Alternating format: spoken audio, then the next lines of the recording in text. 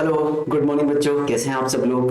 तो इंटीग्रेशन की जब भी प्रॉब्लम आती है जेई के अंदर, तो ज्यादातर हमारा यही होता है कि अगर वो स्ट्राइक कर गया एक बार में तो ओके है, अदरवाइज ज्यादातर केस में फिर हमें उसे छोड़ के आना पड़ता है। मतलब तुरंत आ जाता है तो ओके ठीक है, या फिर आपने अगर उस तरह की कोई प्रॉब्लम सॉल्व कर रखी है पहले तो भी हमें एक आइडिया लग जाता है कि अच्छा ऐसे भी तो सोच सकते हैं।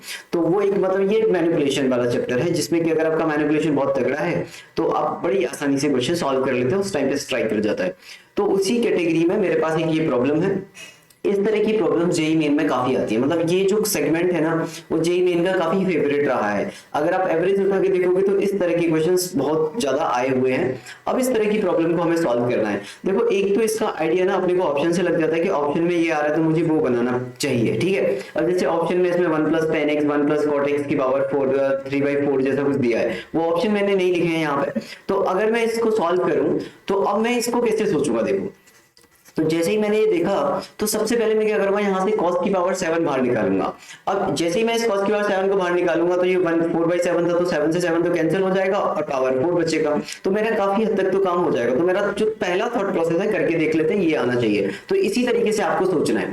तो जैसे ये आपका हो गया cos की पावर 6x dx, यहाँ पे ऊपर लिखा हुआ है। जब आपने cos की पावर 7 को बाहर निकाला तो ये cos sin 4x था यहाँ पे, और ये cos की पावर 4x बन जाएगा बच्चों। और ये 1 + 10 की पावर 7x की पावर 4/7 बन जाएगा इंटीग्रेशन में। क्लियर, ये हो गया। अब अगर कहीं पर 10 बन रहा है तो मेरी ये कोशिश रहती है कि ऊपर sec स्क्वायर बनना चाहिए, क्योंकि 10x को t मानेंगे तो sec स्क्वायर dx हो जाता है। ऊपर पावर 6 है और मुझे sec स्क्वायर बनाना है, तो मैंने ऊपर नीचे cos की पावर 8 से डिवाइड कर दिया। तो डिवाइड बाई cos की power 8x in numerator and denominator. ये सिर्फ जो भी बेसिक फंडामेंटल है ना उसका यूज करके कर रहा हूं सिर्फ मैं। क्लियर, कि मुझे 10 है तो मुझे sec स्क्वायर बनाना चाहिए ऊपर। और sec स्क्वायर कैसे बनेगा, जब मैं यहाँ पर cos में पावर 8 से डिवाइड करूंगा ऊपर है नीचे। क्लियर, तो मैंने ये करके देख लिया।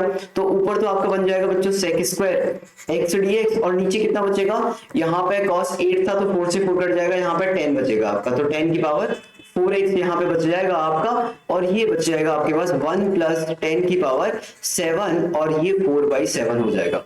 अब आप बोलते हो कि अगर यहाँ पर, अब देखो, अब यहाँ पे क्या किया जाएगा, अगर आप 10 को t मानते हो, 10x को t मानते हो तो sec स्क्वायर तो चला जाएगा आपका, लेकिन उससे प्रॉब्लम थोड़ी ना सॉल्व होगी, क्योंकि एक तो बाहर बच जाएगा, फिर उस पर इरेशनल वैल्यू आएगी, और एक अंदर ये जो ब्रैकेट है वो भी 4/7 का है। ये जो ब्रैकेट आपको दे रहा है वो भी 4/7 है, ये वाला ब्रैकेट, और ये भी आपका 10 में कन्वर्ट होगा फिर। और 10 की पावर 7, 10x को t मानोगे तो यहाँ पे t4 बन जाएगा फिर।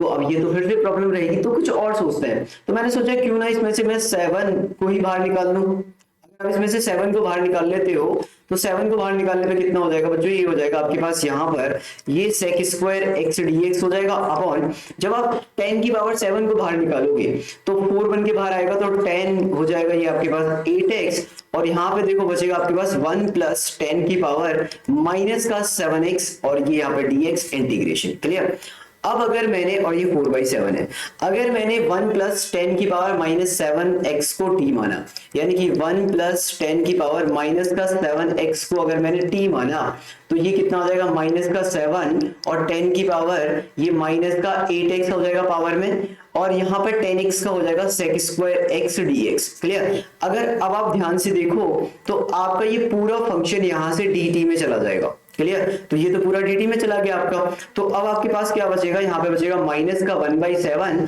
और ये पूरा dt में आ जाएगा, और ये बच्चों आ जाएगा आपके t की पावर 4/7। क्लियर, अब t की पावर 4/7 का जो इंटीग्रेशन है वो कितना हो जाएगा आपके पास, t की पावर, ये माइनस का 4/7 लिखा है तो ऊपर आपका 3/7 आना चाहिए, और नीचे भी आपका 3/7 आना चाहिए। तो ये आपने कर दिया, 7 से 7 आपका कैंसिल हो जाएगा, माइनस का 1/3 t की पावर 3/7। t कितना था मेरे पास, 1 + 10 की पावर माइनस का 7x की पावर 3/7 प्लस t जो है इसका आंसर आना चाहिए। क्लियर, ये आपके पास आंसर आ गया। अब आप चाहो तो इसे कॉट के टर्म में लिख सकते हो। क्लियर, ये आपका आंसर आ गया। अब कॉट की टर्म में कैसे लिखोगे इसको, कॉट की टर्म में 10 का उल्टा कर देना, 10 का उल्टा करोगे तो कॉट आ जाएगा वो। 10 की पावर -7 है ना, तो इसको cot 7 लिख सकते हैं, तो माइनस का 1/3। अब ये भी आंसर हो सकता है इसका, आपकी cot की पावर 7x और 3/7 प्लस का सी आंसर आ जाएगा। तो अगर ये ऑप्शन में है तो ये टिक कर देंगे अपन, अदरवाइज ये वाला ऑप्शन में है तो ये वाला ऑप्शन टिक कर देंगे। क्लियर? तो आपको थॉट प्रोसेस समझ में आया कि मुझे क्या है 10 बनाना था, और ऑप्शन से हिंट मिल जाएगा आपको, क्योंकि सारे ऑप्शन जो होंगे, अब ये जरूरी नहीं है, देखो ये क्वेश्चन सिर्फ ऑप्शन में ही आए, हो सकता है इंटीजर टाइप में आ जाए, वहां पे -1/k लिख दे वो, एंड 1 प्लस cot की पावर m कुछ लिख दे, और फिर आपसे पूछे कि बताइए क्या है। तो जैसे ही ये लिखा होगा तो आपको समझ में आना चाहिए कि पहला थॉट प्रोसेस यही है कि यार ऊपर cos है, तो cos स्क्वायर से कुछ डिवाइड, मतलब ऊपर sec बनाना पड़ेगा, नीचे 10 बनाने की कोशिश करो, 10 बन जाए तो ऊपर sec स्क्वायर बनाने की कोशिश करो, फिर ऐसा कुछ टर्म सोचो जिससे पूरा dx के साथ खत्म हो जाए, ताकि आपका जो कैलकुलेशन है ना वो इजी से इजी हो जाए। समझ पा रहे हैं बात को? तो आपको इस तरीके से सोचना है, ठीक है। इसी तरीके के और भी आगे हम क्वेश्चन सॉल्व करेंगे। मुझे बताइएगा कमेंट करके कि आपको इस तरह की प्रॉब्लम कैसी लगी, आपको मजा आया कि नहीं आया। Okay, and wish you all the very best for your JEE main exam.